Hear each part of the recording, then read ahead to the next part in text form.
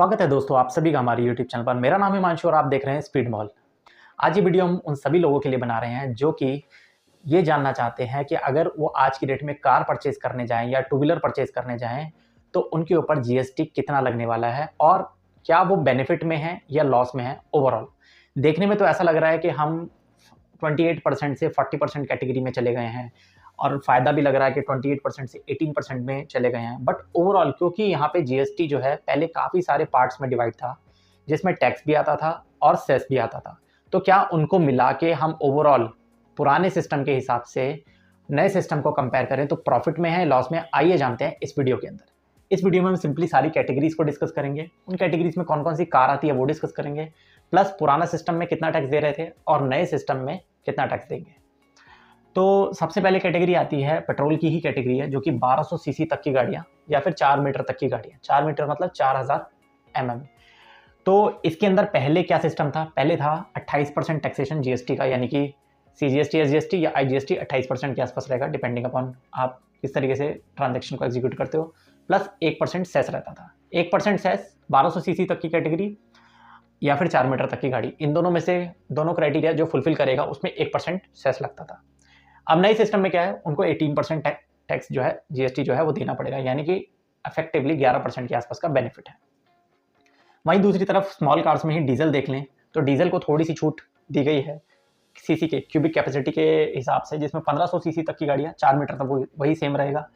उसमें सेस का कंपोनेंट था 3%, यानी कि ओवरऑल टैक्स अगर हम देखें तो वो 31% तक जाता था, जो कि अब पेट्रोल और डीजल को एक समान लेकर आ गए हैं। यानी इफेक्टिवली आप कैलकुलेट कर सकते हैं कि कितना बेनिफिट हमारा ओवरऑल रहने वाला है, जो कि 13% है, मैं आपको बता देता हूँ वैसे। वहीं मिड साइज कैटेगरी में अगर देखें, जो पेट्रोल डीजल दोनों इसमें कवर हो रही हैं, तो वो 1500 सीसी तक की ही गाड़ियां हैं, बट 4 मीटर से ऊपर की गाड़ियां। अब ऐसी कौन सी गाड़ियां हैं जो इंजन कैपेसिटी उतनी ही है बट 4 मीटर से बड़ी हो जाती हैं? तो इसमें आप इमेजिन कर सकते हैं सेडान कार्स, जैसे कि होंडा सिटी आप देख सकते हैं या फिर मारुति सुजुकी की सियाज आप देख सकते हैं। और वहीं अगर हम बात करें, इसका जो इफेक्टिव रेट था वो 28% था, जिसके ऊपर सेस लगता था 17% का, जो कि इफेक्टिवली गाड़ी के जो परसेंटेज है उसको बनाता है 45%। यानी कि पहले अगर आप एक सेडान कार खरीदते थे जिसकी लेंथ 4 मीटर से बड़ी है, तो गवर्नमेंट उसमें 45% इफेक्टिवली टैक्स लेती थी, जो कि अब 40% तक हो गया है। आप देख रहे होंगे यहाँ पे मिड साइज, लार्ज और एसयूवी इन सब में फ्लैट 40% है। वहीं कंपैरिजन के तौर पे सेस पहले अलग अलग हुआ करता था, अब 40% ऑल इंक्लूसिव है। अब इसमें कौन कौन सी गाड़ियाँ आ जाती हैं ओवरऑल ही बता देता हूँ। मिड साइज में जैसे हमने डिस्कस किया, इसमें सिटी, होंडा सिटी और सुजुकी की सियाज आ जाती है।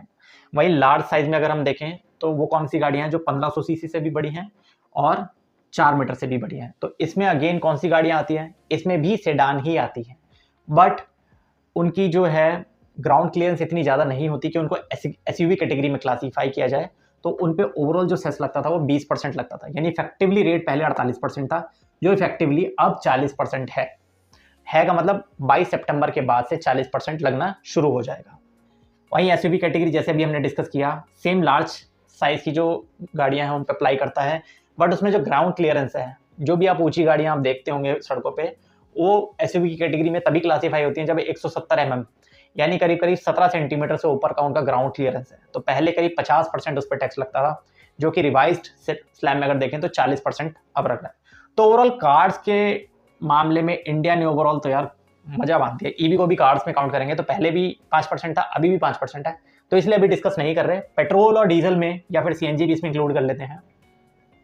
अच्छा खासा डिस्काउंट गवर्नमेंट ने जीएसटी टैक्सेशन जो वो दे सकती थी वो उसने दे दिया है। अब कंपनीज नेचुरली इसको पास ऑन करेंगे। टाटा मोटर्स ने आज ही अनाउंस किया है कि वो अपने सारे व्हीकल मॉडल्स पे डिस्काउंट्स जो हैं पास ऑन करेंगे, जो जीएसटी का बेनिफिट है वो कंज्यूमर पे पास ऑन करेंगे। तो इसका मतलब क्या है, किसी पे 10% का बेनिफिट है, किसी पे 8% का बेनिफिट है, किसी पे 5% का बेनिफिट है, किसी पे 11% का बेनिफिट है, वहीं किसी पे 13% का बेनिफिट है। बट ओवरऑल 5% से लेकर 13% तक का बेनिफिट हम क्लियरली गाड़ियों में देख सकते हैं। हाँ, क्लासिफिकेशन में इसमें कौन कौन सी गाड़ियाँ पॉपुलर आती हैं वो डिस्कस कर लेते हैं।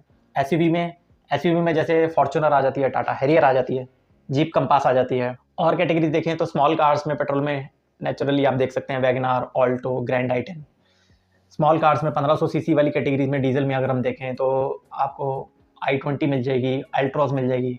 ईवी के अंदर नेचुरली बहुत सारी गाड़ियाँ हैं, एमजी की हैं, टाटा की हैं, और महिंद्रा की भी काफ़ी सारी गाड़ियाँ इसमें आ गई हैं, जैसे XUV9, XUV6, so on and so fourth. Finally गाड़ियों का सेगमेंट यहाँ पे खत्म होता है। अब बात करते हैं टू व्हीलर की। टू व्हीलर का कॉन्सेप्ट बड़ा सिंपल है।